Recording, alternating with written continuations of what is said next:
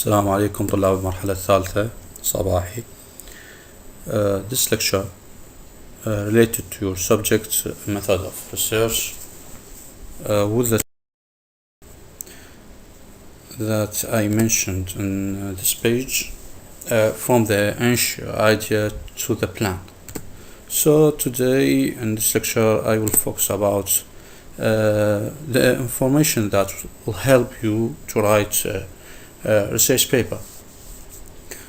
So define the initial idea. So to read this information, it will focus about so many steps to help you to focus about the main idea or the topic that you want to write about it. So define the initial idea. When you have decided on a general idea for your research paper that you want to choose and plan to write it, the following kinds of questions help you to gather your ideas and start to write.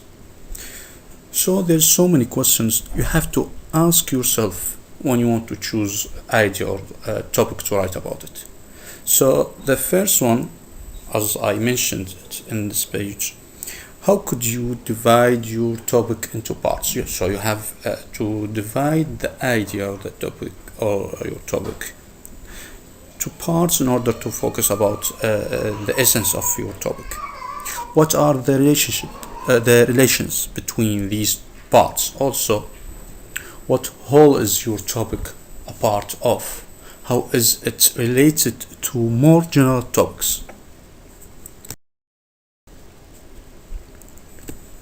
Here, so what is the history of your topic? So you have to know the specific time for your topic, to which time it's belonging to, what larger history is it a part of.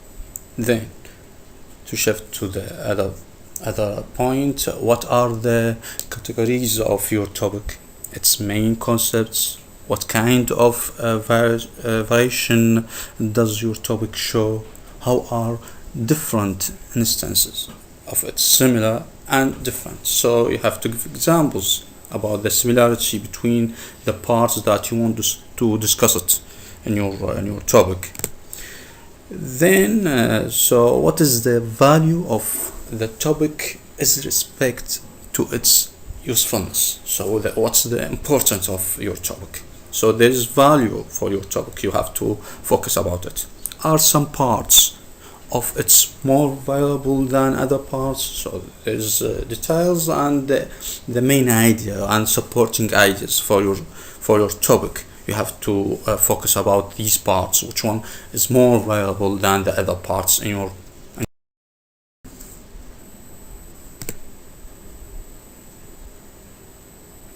Okay, so now try to answer the above question as I said to you, to choose a topic that will be interesting to you. Then you start with the following steps as you think about defining the main idea of your research.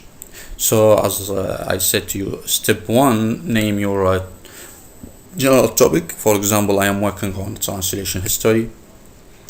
Then step two, suggest a question to be the main aim for your research paper. And for example, because I want to find out who translated the Jim's fairy tales into English language and how they do so. So this is as explanation why did you choose the topic related to translation. The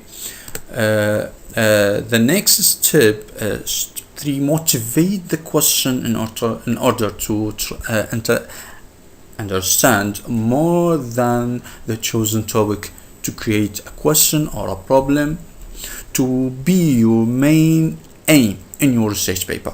Motivate, so support your topic with examples about the specific idea or the specific topic, and try to collect the problems by questioning so many questions about the main topic. Maybe you'll find some problems to discuss it. For example, how translators relate to their text in a specific historical context, as example for that.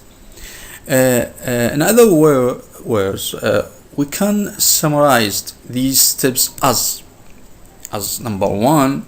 Steps one says what you are interested in.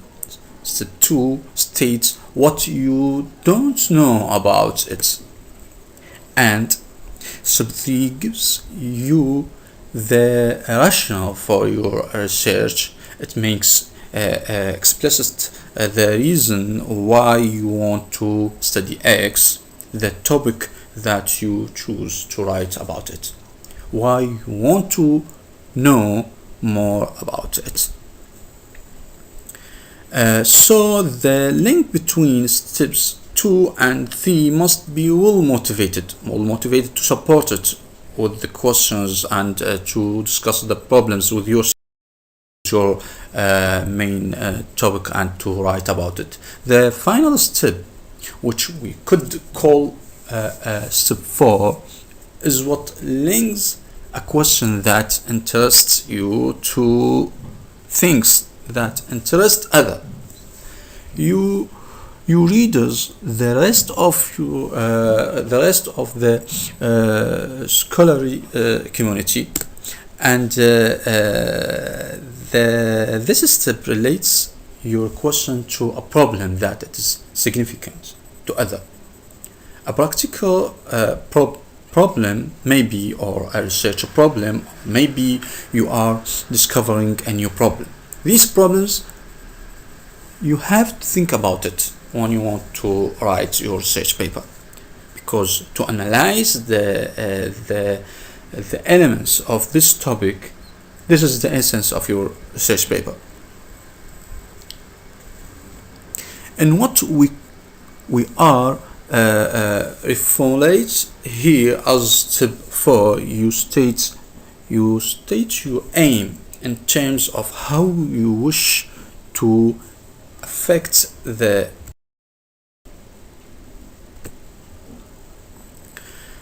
step 4. In fact, what I want to do is show you why, what, how, and who. These questions help you when you want to choose topic. You have to ask these questions in order to find the elements or to find the problems to discuss it in your research paper. Step 2, in order to explain to you why and how, in step 3. For example, here what I want to do is to show you why the topic translation history, what is interested me in that topic, how I will start to write about it. Then I will suggest a question or problem or something to highlight from the topic. So to be the main aim for your research paper, in order to explain the motivation that I have for that topic, then to start writing about it. So you have to collect all these information about your topic, then to start to write about your topic that you have chosen. So in order to help yourself, or to find someone to help you about your topic, so talk to someone who knows. Actually, since you are a student, I advise you to discuss the chosen topic with your supervisor teacher or with other teachers who are specialists in that field to guide you and to give more information about that topic, so you will well motivated to start writing. This is important to support yourself, or to find someone to support you related to that topic that you want to write about it.